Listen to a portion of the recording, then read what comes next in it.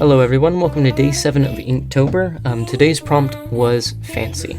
I decided to go with Lady Boyle from Dishonored just because I thought it was a little bit topical. A noble woman throwing a giant masquerade party in the middle of a plague-ridden city while there's an assassin on the loose. Now, the character herself is only in the first game because she does meet an unfortunate end. But I thought it met the day's prompt pretty well, just because whenever you say, the word fancy, I think of ball gowns, masquerade parties, fancy wine glasses, and things like that, which this level was pretty much completely comprised of. I think at one point there was a duel between two nobles that you could take part in. But I decided to draw her mostly because characters have been a kind of a weak point for me my entire life. I've struggled with getting the proportions of shoulders and faces and heads down correctly, so I figure the more I can force myself to do and practice that, the better I'll be at it in the long run. Normally my artwork is comprised of landscapes and nature photos and things like that, just because it's the path of least resistance.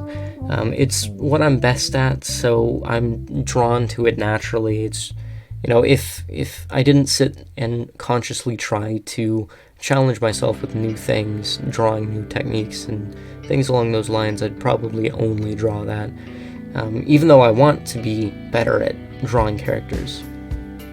So I think one of the good things about Inktober is it does force you to get out of your comfort zone just a little bit, and draw some things that you wouldn't have otherwise.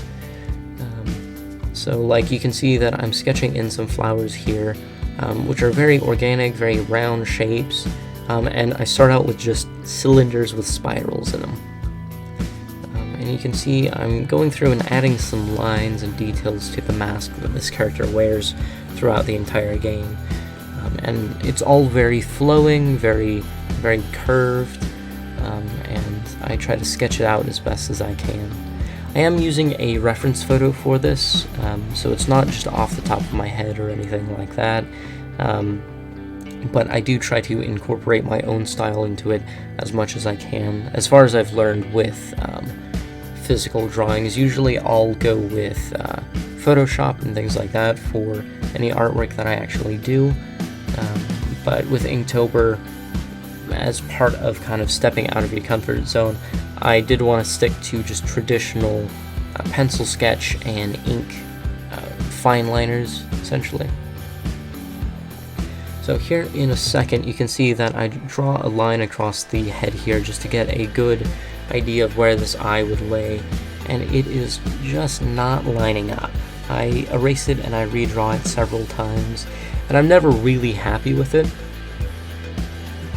But I think in art, sometimes you have to just sit down and say, this is the best I can do right now. It might not be perfect, and I might not be happy with it, but there's only so much time you can invest in one detail when there's an entire, rest of the drawing you have to finish. So you can see that I draw another eye, I redraw it to line up a little bit more. I think at one point I just decide if I can figure out where the cheekbone would go, I would be able to draw it kind of more proportional. And I think this one was good enough where I had messed around with it for just too much time, so I decide I'll keep it as it is and I move on to the hat.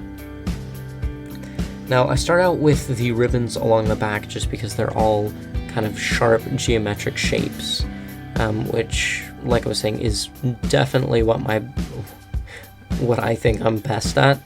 And I sketch in just some circles and cylinders for the flowers that lay along the brim of the hat itself to start out with. Now, I do go through and actually detail the flowers here in a little bit.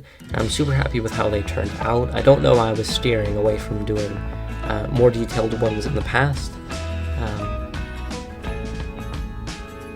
But you can see that I just finish out this ribbon here real quick before starting on the actual details and the petals of the flower itself.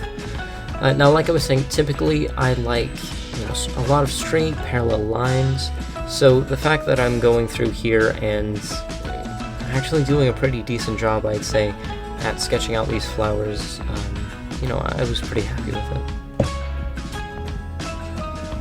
I fixed the brim of the hat a little bit to cover up the forehead, just because I think I had made it just a little bit too long. Real world hack for you there.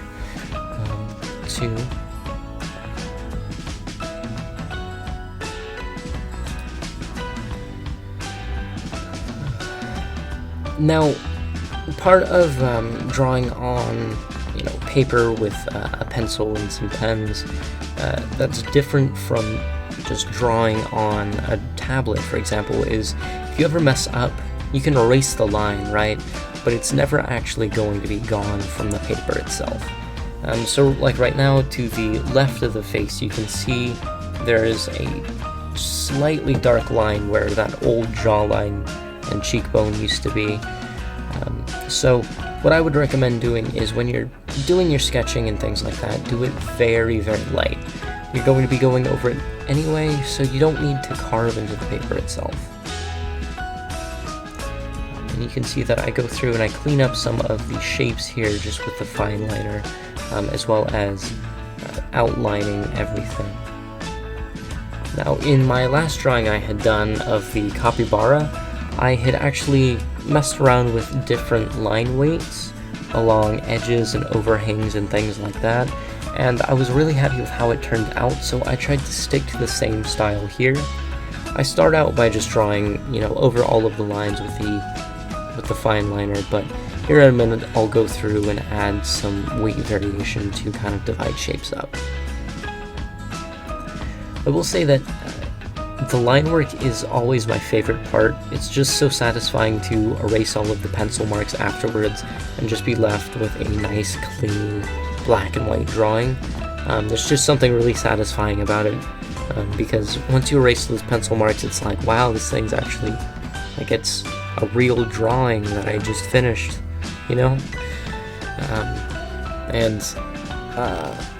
it's nice to just have something that's done.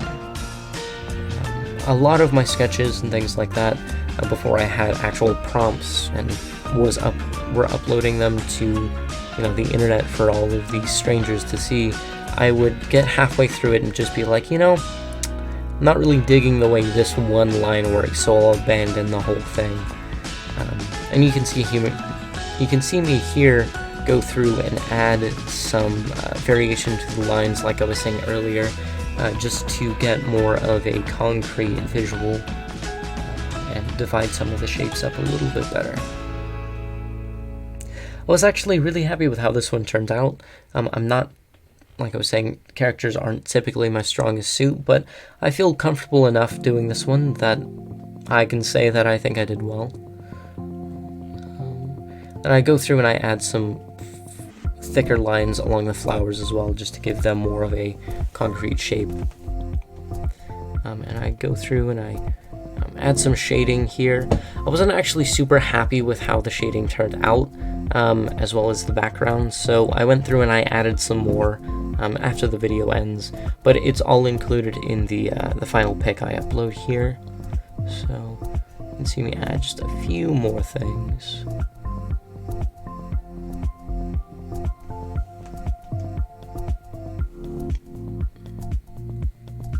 I added some shadows just along the brim of the hat itself to show that it is actually not just a perfect cylinder. There are dips and deviations in it.